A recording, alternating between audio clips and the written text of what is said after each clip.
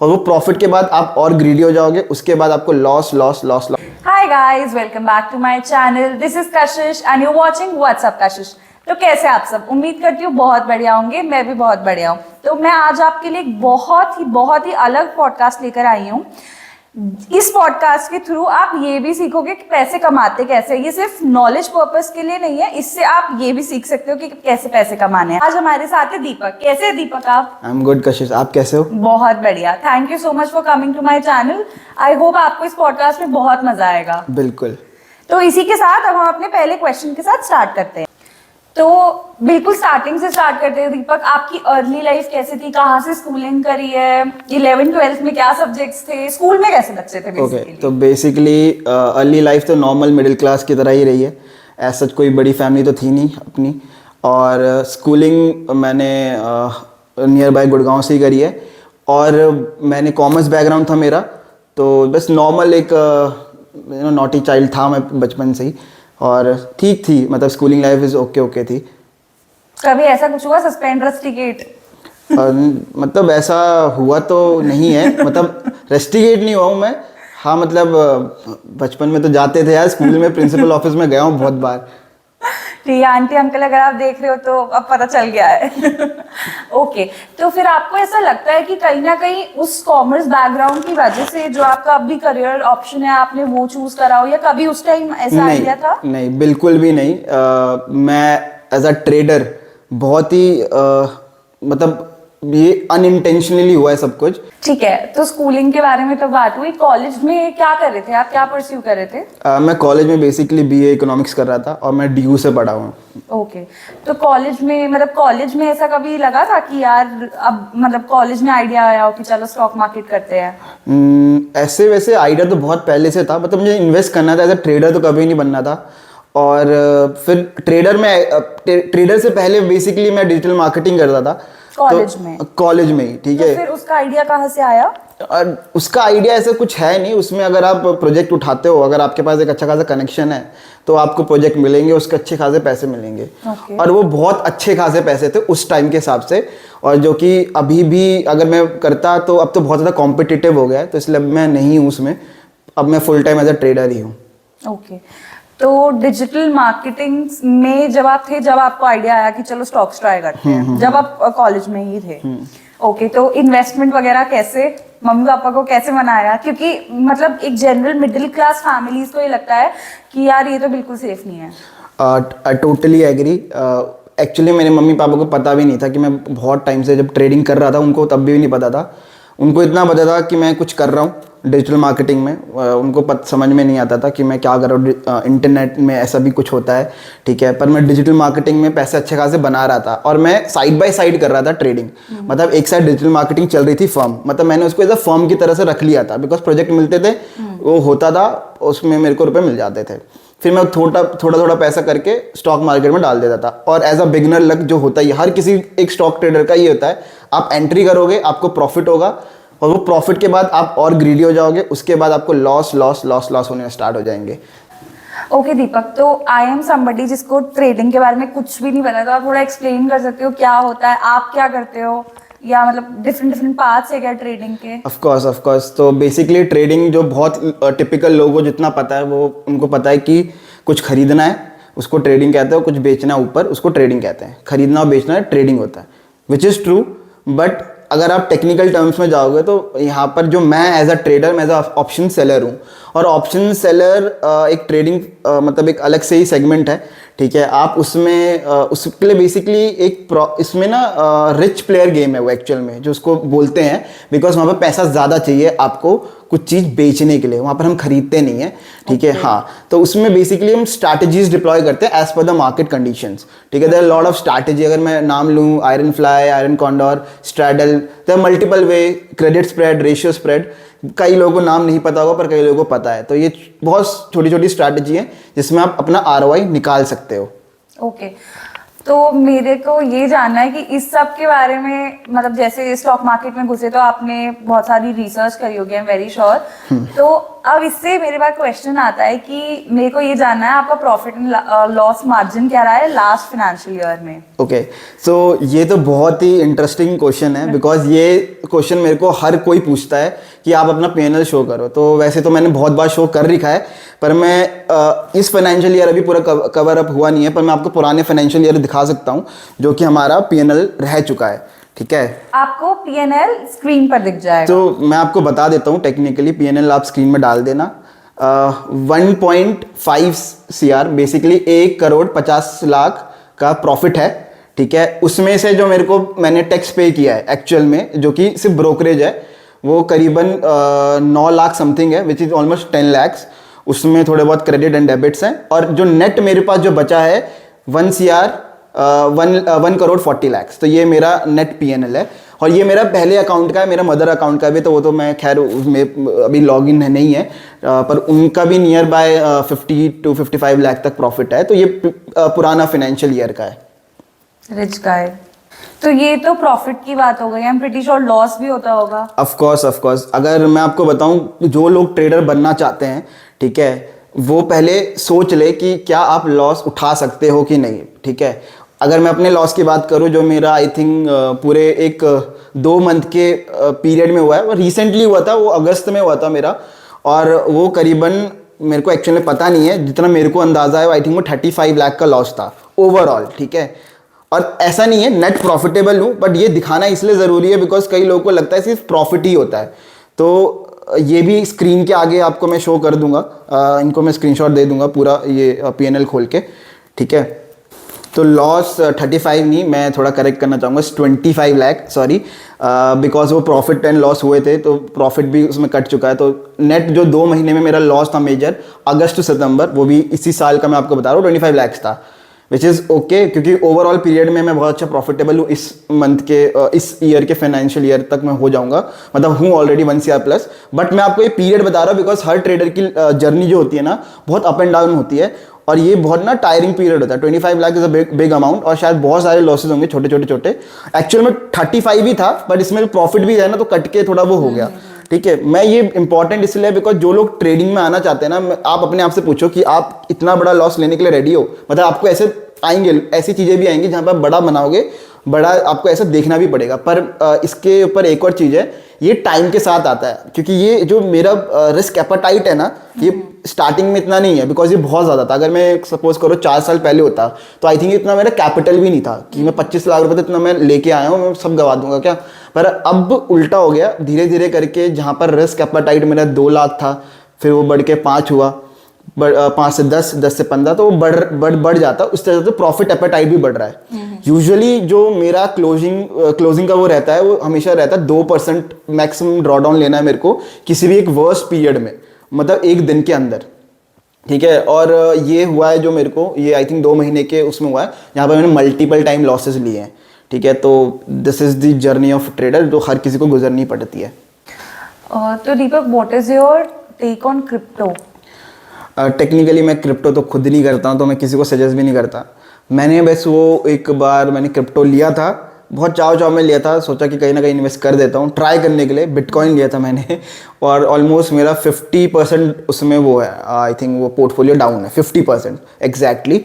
मैंने उसको लिया था 35 के करीब, और अभी आई थिंक वो चल रहा है नियर बाय 19 to 18 चल रहा है आई थिंक, मुझे करेक्टली पता नहीं है, मैं देखता भी नहीं हूँ। और दूसरी चीज़ है, क्रिप्टो मुझे वो सेंस समझ में नहीं आता, मुझे कोई लॉजिक समझ में नहीं आता, बिकॉज वो कुछ भी नहीं है। इट्स कुछ वो लोग बोलते हैं कि पीपल करेंसी, बट उसका कोई वैल्यू नहीं है, मुझे ऐसा लगता है। और आई थिंक वो पंप एंड डंप है, मतलब मैंने जितने भी देखे ना, किसी ने क्रिप्टो में पैसे बनाए नहीं, पैसे डुबाई है मोस्टली। ठीक है, बहुत स्किल ट्रेडर्स है जो एक्चुअली में क्रिप्टो में पैसे बना सकते हैं, पर मैंने तो कभी नहीं बनाया, तो मैं तो टोटली मैं अगेंस्ट हूँ क्रिप्टो के। I might be wrong. तो अभी बातचीत के दौरान मुझे ये पता चला है कि आपकी जो गाड़ी थी वो आपको मतलब नॉमिनली पड़ी है। या इट्स फ्री में पड़ी है, बेसिकली मैंने ऐसा डाला भी था। मैं आपको एक एक्चुअल रीज़न बताता हूँ फ्री में कैसे पड़ी है। देखो, टेक्निकली फ्री में तो कुछ नहीं होता, बस में थोड़ी बहुत आपको साइंस रखनी पड़ती है। एज अ ट्रेडर, अगर आप फाइनेंस बैकग्राउंड से, तो आपका दिमाग चलता है। ठीक है, तो एज अ ट्रेडर आपके पास दो तरीके हैं इन्वेस्ट करने के, या तो देखो एसेट तो लेनी है, डेप्रिशिएटिंग एसेट कभी ना कभी तो लेनी है, कार तो लेनी है ना, खर्चा तो आप कर नहीं सकते, कमा किसके ले रहे हो। तो बेसिकली मेरा क्या लॉजिक है, अगर किसी बंदे को अगर कार चाहिए या कुछ भी आपको कुछ खरीदना है, ठीक है, वो भी डेप्रिशिएटिंग एसेट मैं बता रहा हूँ, नॉट कि आप कोई बड़ा प्रॉपर्टी खरीद रहे हो। तो सबसे पहले बात, अगर आपकी कार 20 लाख की कॉस्ट पड़ती है तो एटलीस्ट आपके पास 30 लैक्स होने चाहिए। मैं रीज़न बताता हूँ क्यों। 20 लाख रुपए आप देने जाओगे किसी भी कार डीलर को, आपकी वैल्यू ऑलमोस्ट निल हो चुकी है, बिकॉज वो 10 साल बाद जीरो हो जाएंगे रुपए, ठीक है, और 5 साल बाद उसकी 50% कॉस्ट बन जाएगी। बट अगर आपके पास 30 लाख रुपए है तो टेक्निकली आप वो चीज़ फ्री में ले रहे हो। वो कैसे ले रहे हो मैं आपको बताता हूँ। दो तरीके हैं, या तो आप फिक्स जगह इन्वेस्ट कर लो। फिक्स जगह इन्वेस्ट करने का जो मैंने कर रखा है, मैं पर्सनली मैंने फिक्स जगह ही कर रखा है। तो सबसे पहला होता है आपका इनवॉइस डिस्काउंटिंग, और दूसरा होता है P2P प्लेटफॉर्म्स। तो P2P प्लेटफॉर्म में आपको तो फिक्स रिटर्न मिलता है, विच इज़ 12% साल का रिटर्न मिलता है, और दूसरा जो इनवॉइस डिस्काउंटिंग है उसमें ऑलमोस्ट 15 से 18% तक मिलता है, जो वेंडर देता है हमें। और अगर आप इसको टेक्निकली टर्म में देखोगे तो ये 5 साल के अंदर आपका पैसा बन रहा है, वो मतलब 20 लाख रुपए बन रहे हैं, ठीक है। 30 लाख के आपके इतने रुपए बन जाते हैं, जो कि आपकी हर महीने की उसमें क्रेडिट हो जाएंगे आपके बैंक अकाउंट में। बस आपको EMI के तौर पर उसको पे करना है, ठीक है। तो ऑलमोस्ट आपको जो पड़ा है वो फ्री में पड़ी है कार। और अच्छा, असलियत में जो रीज़न ये है कि 5 साल बाद अगर मैं देखूं तो मेरी गाड़ी की EMI खत्म हो चुकी है, 30 लाख मेरे बैंक अकाउंट में, मैं गाड़ी 10 से 15 लाख में वापस बेच सकता हूं, तो 45 लाख कहीं नहीं जा रहे मेरे पास, ठीक है। तो मैं अब आगे और इन्वेस्ट कर सकता हूं। तो बेसिकली गाड़ी लेना ज़रूरी नहीं है, बस आप उतना ही परचेज करो जितनी आपकी परचेजिंग पावर है। बिकॉज कई लोग मैंने देखा है, बहुत लोग गाड़ी खरीदते हैं, EMI में लेते हैं, बहुत बड़ी बड़ी गाड़ियाँ खरीद लेते हैं और 1-1 करोड़ की उसमें EMI दे रहे हैं, जो कि मेरे हिसाब से तो बिल्कुल नॉनसेंस है। अगर हाँ, अनटिल अनलेस उनके पास तरीका है कैसे कवर अप करना है, ठीक है। बट मेरे लिए इतना ज़्यादा किसी भी जगह इन्वेस्ट करना बहुत यूजलेस है। ओके। जब मैं रिसर्च कर रही थी आपके बारे में तो मुझे बहुत सारे फेक अकाउंट्स भी मिले आपके। तो मतलब कभी ऐसा कुछ हुआ है कि किसी ने बताया हो कि हाँ चल रहा है? ऑफ कोर्स एक इंटरेस्टिंग स्टोरी भी है, पर उससे पहले मैं आपको बैकग्राउंड दे दूं फेक अकाउंट्स का।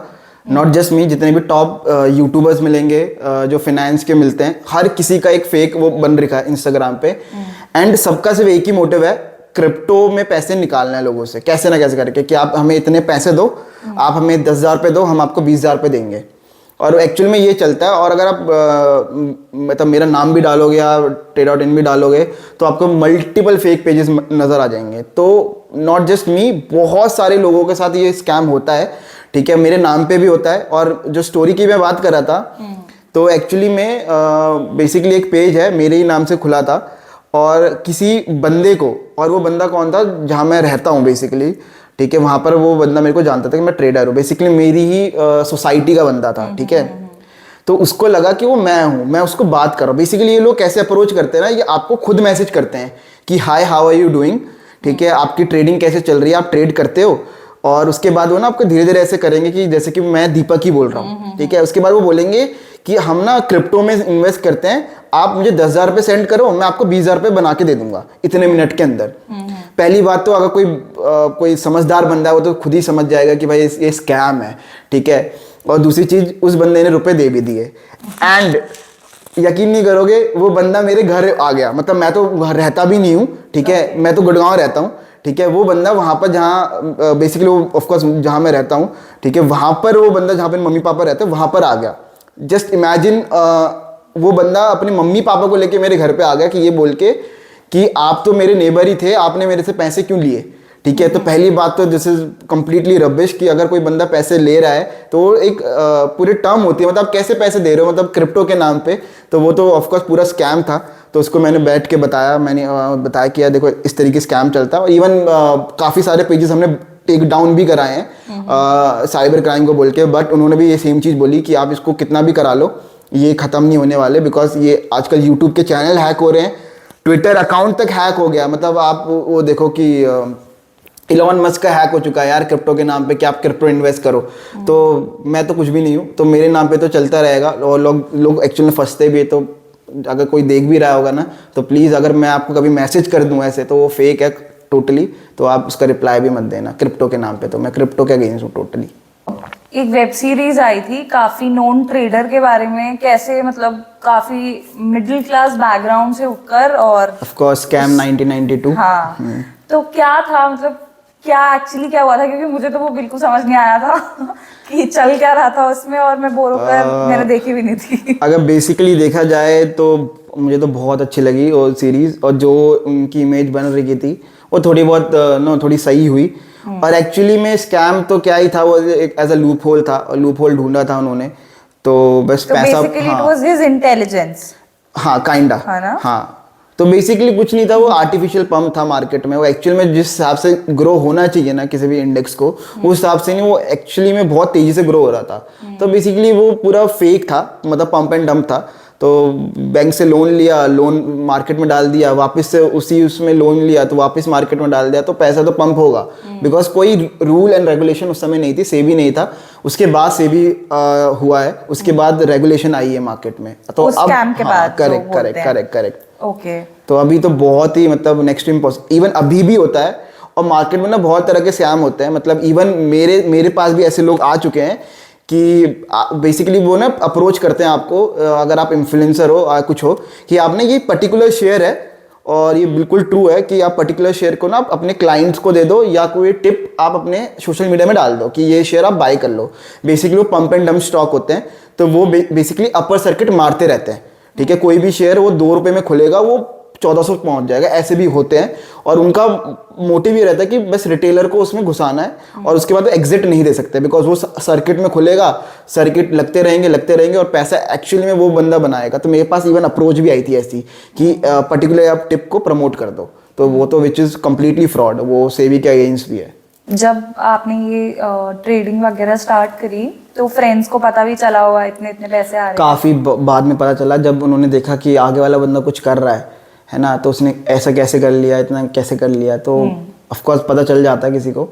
बट जब पहला रिएक्शन यही होता है कि भाई हमें भी सिखा दे, हमारा भी लगवा दे, जो कि मैं टोटली मना कर देता हूँ। बिकॉज क्या रहता है ना, हर किसी का एपेटाइट नहीं होता, आपको वो साइकिल से गुजरना पड़ता है। मतलब क्लास 1, क्लास 2, क्लास 3, आप डायरेक्टली 12th क्लास में नहीं पहुंचोगे, आपको वो लॉसेस देखने पड़ेंगे, आपकी साइकोलॉजी डेवलप होगी, तो पूरा स्किल सेट है, और इस तरीके से आप आगे बढ़ पाओगे। तो दोस्तों का तो रिएक्शन वही रहता है कि आप पैसा सिखा दो या तो लगवा दो, और मेरा रिएक्शन हमेशा रहता है नहीं, मैं कुछ नहीं करूँगा आप अपना देख लो, इन्वेस्ट कर लो, बट इंट्राडे ट्रेडिंग में मत डालो, इन्वेस्ट कर लो। जो नया बंदा है ना, वो इन्वेस्ट करेगा, पैसा बनेगा उसका। ओके, तो उनका ऐसा कुछ हो नहीं था कि यार एकदम इतना अमीर हो गया, ये हो गया, वो हो गया? मतलब रिएक्शन तो क्या था, मतलब फैमिली बैकग्राउंड इतना भी वो नहीं था, तो थोड़ी बहुत अच्छी फैमिली से मैं भी बिलोंग करता ही हूँ। ठीक है, बट उनको, हाँ, उनका ये था कि यार ये ऐसे कैसे कर रहा है, इतना कैसे हो, तो उनको पता चला, तो उनको बस लोगों को ये लगता है कि स्टॉक मार्केट में मतलब इतना पैसा है कि आप आओ और ले जाओ जो कि है भी, पर वो बहुत अलग टर्म में आता है। वहाँ पर तो लोग नुकसान ही करते हैं। इवन अभी एक रिपोर्ट आई थी सेबी की, जिसमें उसने बताया था कि आउट ऑफ 100% सिर्फ 5% सक्सेसफुल है, और 95 फेल हो जाते हैं मार्केट में, वो पैसा देते हैं, मतलब गवा देते हैं। और आउट ऑफ 5% उसमें से ऑलमोस्ट 1% रिटेलर्स हैं, rest all are the HNIs वगैरह, जो फॉर्म चलाते हैं, अपनी इंस्टीट्यूशन चलाते हैं, वो कमाते हैं, और कुछ नहीं। अब मेरा नेक्स्ट क्वेश्चन ये है कि फॉर अ बिगिनर क्या स्टेप है, कैसे इन्वेस्ट करना स्टार्ट करना चाहिए? तो बेसिकली एज अ बिगिनर आप ना इसको 4 या 5 पार्ट में डिवाइड कर दो। ओके। एज अ आप इन्वेस्ट करना मत सोचो, आप ऐसा सोचो कि आपको कैसे इनकम जनरेट हो, पहली चीज़ तो। ठीक है, ओके। अब मैं औरों का तो नहीं पता, मैं पर्सनली अपना बता देता हूँ कि मैंने किस तरीके से पैसे लगा रखे हैं। तो सबसे पहला तो मैंने म्यूचुअल फंड ले रखा है। ठीक है, बहुत कम पैसा मैंने म्यूचुअल फंड में डाल रखा है। दूसरी चीज़, इक्विटी का मेरा बहुत अच्छा खासा पोर्टफोलियो है। ठीक है, जिसमें बहुत अच्छे खासे ब्लू चिप स्टॉक्स है, और उनका फ़ायदा ये है, पहली बात तो आपका पैसा ग्रो हो रहा है। ठीक है, दूसरी चीज़ ये है कि आपको डिविडेंड मिल रहा है, आपके बैंक अकाउंट में डायरेक्टली रुपए क्रेडिट हो जाते हैं जब डिविडेंड शेयर वो देता है, कोई भी कंपनी देती है, तो वो इनकम आपकी जनरेट हो रही है। तो ये तो मार्केट से रिलेटेड हो गया।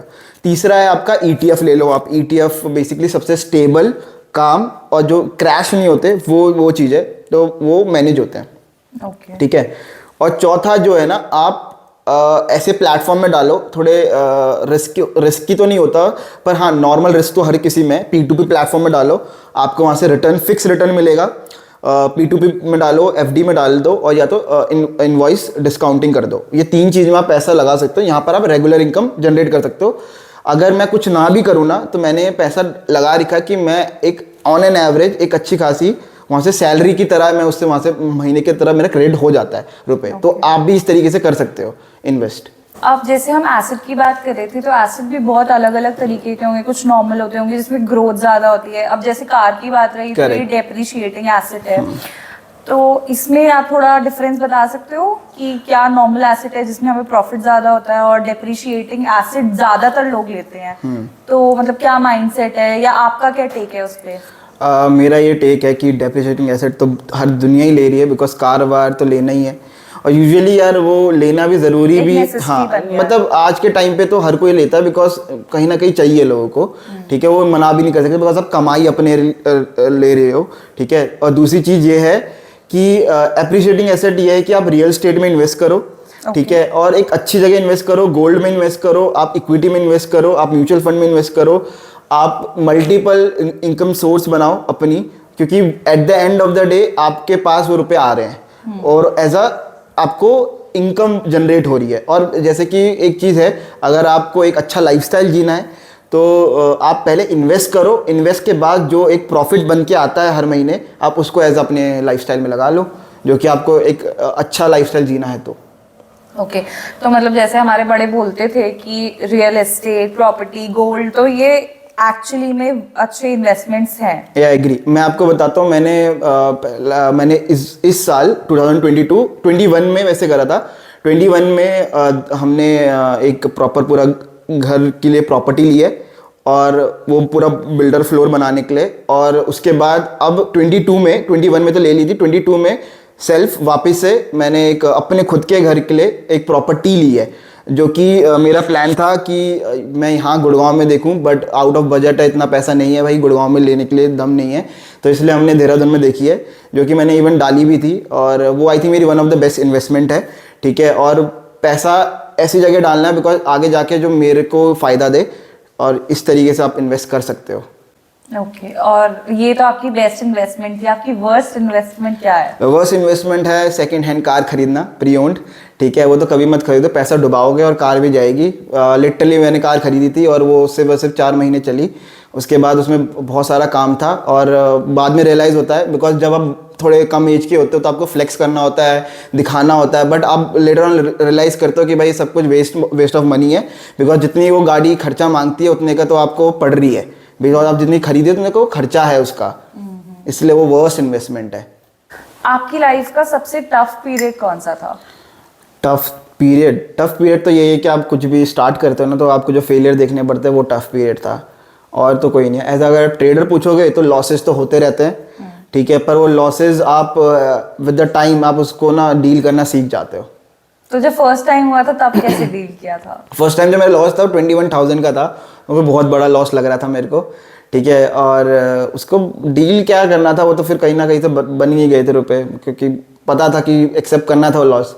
फिर बाद में मेरे को 30,000 का प्रॉफिट हुआ था 2018 में, नया नया था जब, तो मुझे लगा कि बस अब तो मैंने क्रैक कर लिया मार्केट को, पर ऐसा नहीं होता है, वो भी निकल गया था रुपए। तो बस यही चलता है मार्केट में। फिर बाद में जब आपको रियलाइज़ होता है कि एक सर्टेन तरीका है एक्चुअली में जहाँ से बना सकते हो, पर उसमें आपको रिस्क मैनेज करना है, साइकोलॉजी आपको हैंडल करनी चाहिए, बस और कुछ नहीं, आप पैसा बना लोगे लॉन्ग रन में, सिंपल। ओके, तो stock market basically long run का गेम है। जो शॉर्ट टर्म के लिए आते हैं वो उनके लिए नहीं है। देखो, दो चीजें, अगर आप ट्रेडर बनना चाहते हो तो आपको शॉर्ट टर्म और लॉन्ग टर्म दोनों सोचना पड़ेगा।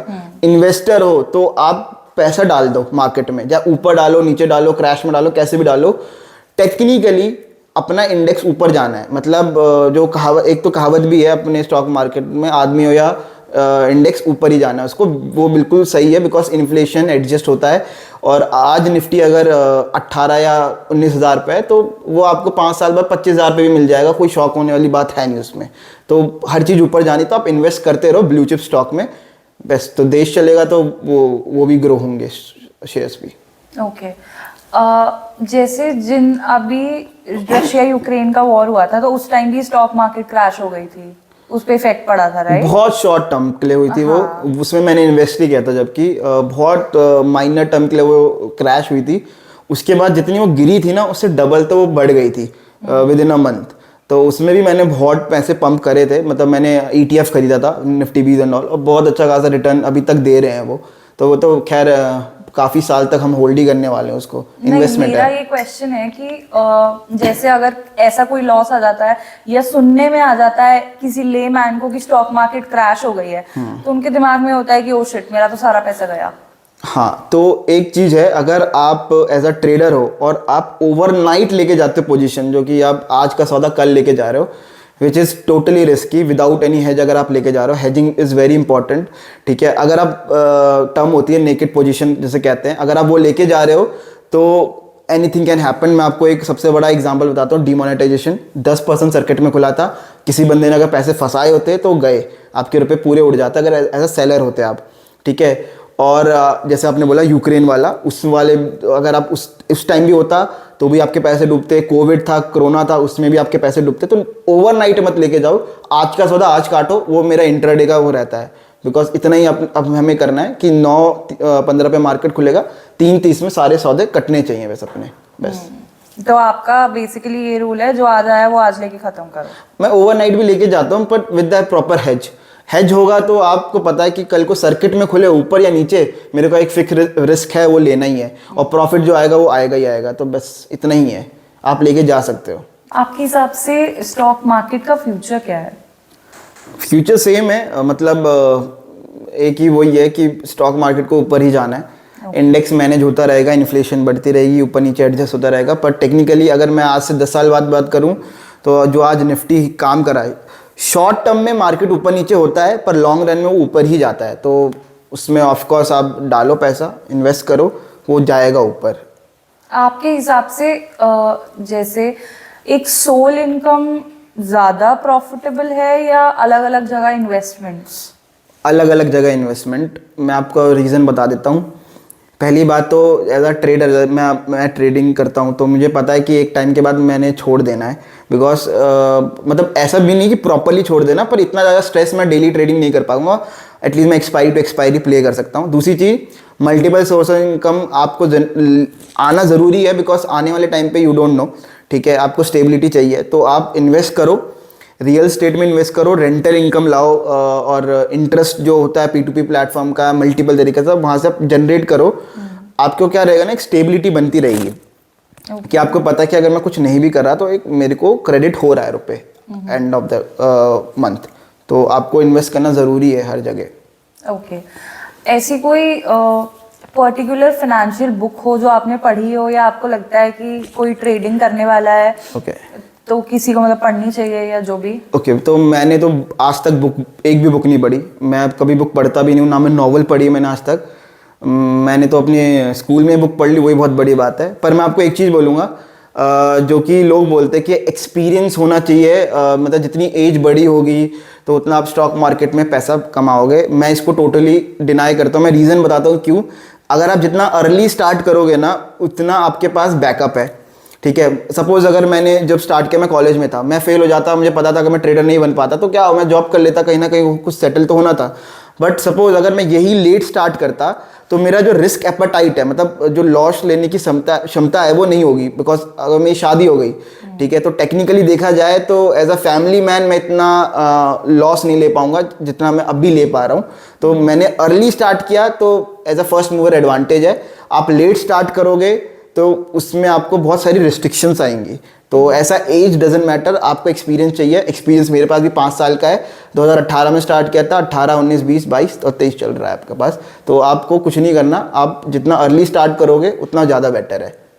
ओके, तो आपकी डेली लाइफ के बारे में थोड़ा सा जानना चाहती हूँ कि आपकी मतलब डेली में क्या होता है, कैसे है, कितना टाइम लगता है, आपके पर्सनल इंटरेस्ट क्या क्या हैं, ये सब। तो as a trader daily life तो बहुत ही बोरिंग होती है, सुबह उठ के सेम मार्केट को देखना पड़ता है। बट मैं ब्रेक बहुत लेता हूँ, और ब्रेक लेना भी ज़रूरी है एज अ ट्रेडिंग में, बिकॉज आप कंटिन्यूसली सेम चीज़ करोगे ना तो आप मिस्टेक करोगे कहीं ना कहीं। तो सबसे बेस्ट है आप किसी वेकेशन में चले जाओ। मैं बहुत ट्रैवल करता हूँ, बिकॉज पता नहीं वो अलग ही प्यार है ट्रैवलिंग से, कुछ ना कुछ सीखने को मिल जाता है, और घूमते रहो, एटलीस्ट आपको कुछ फ्रेश फील होगा। और एक बेस्ट चीज़ ये भी है कि आप कहीं से भी काम कर सकते हो एज अ ट्रेडिंग का, बट मैं कहीं से भी काम कर सकता हूँ ट्रेडिंग का, बट थर्सडे वाले दिन पर्टिकुलरली मुझे अपना ऑफिस में बैठ के अपनी डेस्क के आगे बैठ के काम करना है, वो मेरे लिए बहुत इंपॉर्टेंट है। मैं कभी भी अगर ट्रिप प्लान करता हूँ ना, तो बहुत ही रेयर होगा कि मैं थर्सडे बीच में आ रहा होगा। थर्सडे हमेशा मेरा रहता है कि मैं घर पे पहुँचूँ, ये रहता है। तो एज अ ट्रेडर तो कुछ ऐसा एक्साइटिंग होता नहीं है, बट हाँ मार्केट ही आपको एक्साइट कर देता है, उससे ज़्यादा कुछ भी नहीं है। ओके और आपको क्या क्या करना पसंद है अपने लेजर टाइम में, अपने फ्री टाइम में? फ्री टाइम में जैसे जो लोग करते हैं वही हूँ मैं, बिल्कुल कुछ भी नहीं। साइड में गेम पड़े हुए हैं, या मैंने गेम खेल लिए, या कुछ बाहर ट्रैवल कर लिया, और कुछ नहीं। बहुत मतलब नॉर्मल है, कुछ ऐसा अलग से नहीं है। ओके हाँ। दीपक, सो थोड़े से ट्रिक्स एंड टिप्स आप मेरे व्यूअर्स को बताना चाहोगे सक्सेसफुल होने के लिए? तो पहली बात तो मैं अपने आप को सक्सेसफुल इतना बोलता नहीं हूँ, बिकॉज स्टिल स्ट्रगलिंग, और क्या है ना, लर्नर जैसे कहते हैं ना, मैं वो हूँ। और दूसरी चीज़, सक्सेसफुल होने के लिए आपको ऐसा तो मैं कुछ बोलूँगा नहीं, बिकॉज मैं खुद इतना बड़ा नहीं हूँ, तो मैं आपको क्या राय दूंगा। मैं इतना बोलूँगा कि आपको स्किल सेट डेवलप करना है। अगर आप पर्टिकुलरली ट्रेडिंग में आना चाहते हो तो साइकोलॉजी तो सबसे इंपॉर्टेंट है, बिकॉज साइकोलॉजी नहीं होगी तो आप नहीं गा पाओगे। शायद अभी आप समझ नहीं पाओगे साइकोलॉजी में किस टर्म में बोल रहा हूँ। जिस दिन आप ट्रेडिंग करने बैठोगे उस दिन आपको समझ में आएगा कि वो रेड ग्रीन जब होता है तो क्या साइकोलॉजी आती है माइंड में। तो दैट्स इट। Okay.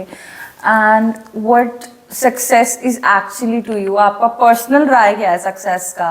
कि इतने पैसे कमा लूंगा, इतने घर होंगे, इतनी प्रॉपर्टी होगी, क्या?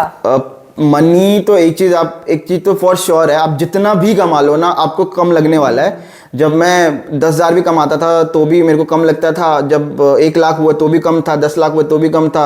मैंने सोचा था कि जिस दिन 1 करोड़ होंगे शायद सब कुछ आ जाएगा, सब कुछ हो जाएगा, बट टेक्निकली ऐसा कुछ हुआ नहीं। उसको सरपास करके भी कुछ ऐसा लगता नहीं है, कुछ अलग से कुछ फील नहीं आएगी।